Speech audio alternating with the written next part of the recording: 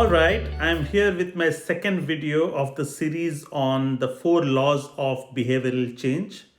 In the first law, we shared how making the cues or triggers more obvious makes it easy to build a positive habit, and how hiding the trigger or the cue can eliminate a negative habit. This is what we learned in the last episode. You can click the link above to visit the first episode. In this episode, we talk about the second law, and the second law is craving, making the cue or the trigger more attractive. Now, if you want to increase the odds that a behavior will occur, then you need to make it more attractive. We should learn how to make our habits irresistible. While it is not possible to transform every habit irresistible, we can do a lot to make any habit more enticing. To do this, we must start by understanding what a craving is and how it works. We begin by examining a biological signature that all habits have. It's called the dopamine spike. Dopamine is an important chemical messenger in the brain that has many functions. It is released in large amounts when there is a feeling of pleasure and reward, which motivates you to repeat a specific behavior. Now, all habits are dopamine driven feedback loop. Every behavior that is highly habit forming, like taking drugs, eating junk food, playing video games, or social media, is associated with high levels of dopamine. When it comes to habits, the key takeaway is this: dopamine is released not only when you experience pleasure, but also when you anticipate it. For example, gambling addicts have a dopamine spike right before they place a bet, not after the win. Cocaine addicts get a surge of dopamine when they see the powder, not after they have consumed it. Whenever you predict that an opportunity will be rewarding, your levels of dopamine spike in anticipation. And whenever dopamine rises, so does your motivation to act. It is the anticipation of the reward, not the fulfillment of it, that gets us to take action. This is one reason why the anticipation of an experience can often feel better than the attainment of the experience. Say, for example, as a child, thinking about Christmas morning the night before can be better than actually opening the gifts. As an adult, daydreaming about an upcoming vacation can be more enjoyable than actually being on the vacation. Scientists refer to this as a difference between wanting and liking. See, desire is the engine that drives behavior. Every action is taken because of the anticipation that precedes it. It is the craving that leads to the response. We need to make our habits attractive because it is the expectation of a rewarding experience that motivates us to act in the first place. This is where a strategy known as temptation building comes into play. So, temptation building works by linking an action you want to do with an action you need to do. For example, a temptation building could be listening to your favorite podcast channel while washing your kitchen dishes. Listening podcasts is a want, and washing dishes is a need, and that's how you have bundled both of them together. You're more likely to find a behavior attractive if you get to do one of your favorite things at the same time. Perhaps you want to hear about the latest celebrity gossip, but you also need to get in shape. So, using temptation building, what you could do is you could go to the gym where you are able to read about the celebrity gossip with all the magazines, or watch reality shows while you are on the treadmill or while you are cycling. You're more likely to find a behavior attractive if you are able to do one of your favorite things at the same time. As I said, marrying need with want. Building a truly irresistible habit is tough, but this simple strategy can be used to make nearly any habit more attractive than it would be otherwise. The next section is on the power of social norms. Most of us in life imitate the habits of three groups in particular. Number one, imitating the close. Number two, imitating the many. Number three, imitating the powerful. Imitating the close is something that we pick habits from the people around us.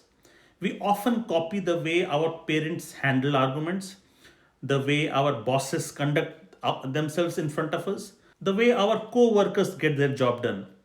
When your friends smoke, you often give it a try too. When your father has the habit of polishing his shoes the previous night, there's a good reason that you might pick the habit as well. As a general rule, the closer we are to someone, the more likely we are to imitate some of their habits. There was a groundbreaking study that hacked 12,000 people for 32 years and found that a person's chances of becoming obese increased by 57% if he or she had a friend who became obese too. It works the other way as well. Another study found that if one person in a relationship lost weight, the other partner would also slim down about one third of the time. Our friends and family provide a sort of invisible peer pressure that pulls us in their direction. We soak up the qualities and practices of those around us.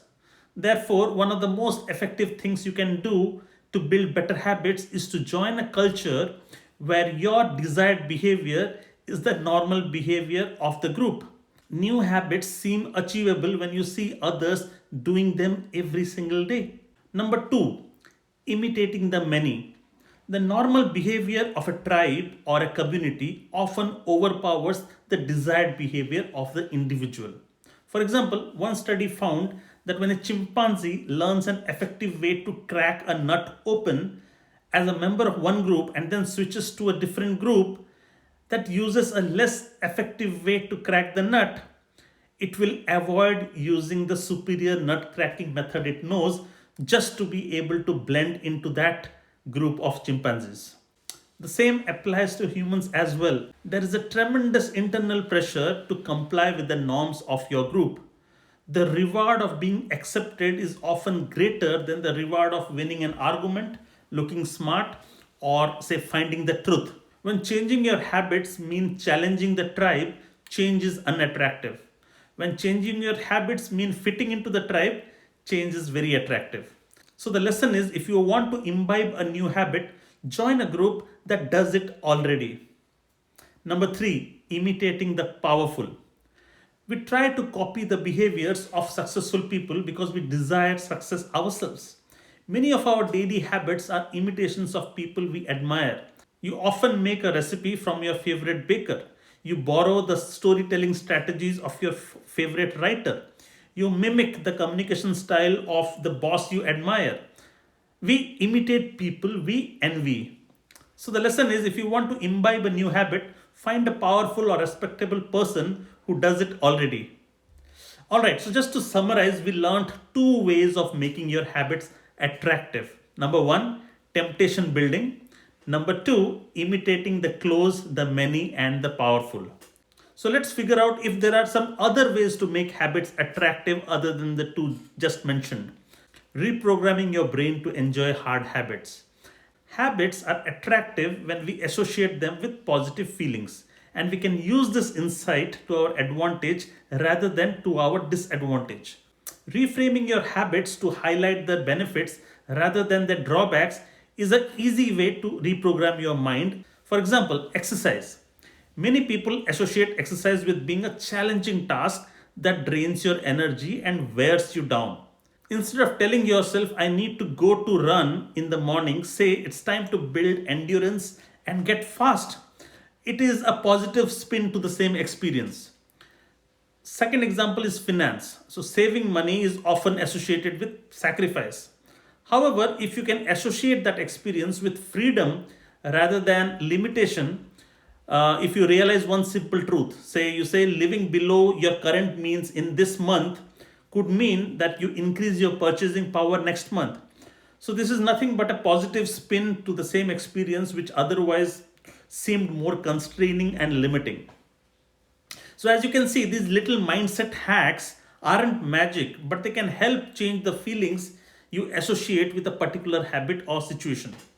So, you can apply such hacks to any habits that on its face value seem hard and undesirable.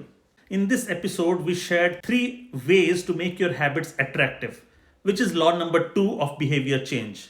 In the next episode, we will talk about law number 3 of behavior change, which is make it easy. If you want to follow this series where we talk about two more laws in the upcoming episodes and you do not want to miss it, subscribe to this channel and you will be notified whenever the episode is out. See you again in the next episode. Bye bye.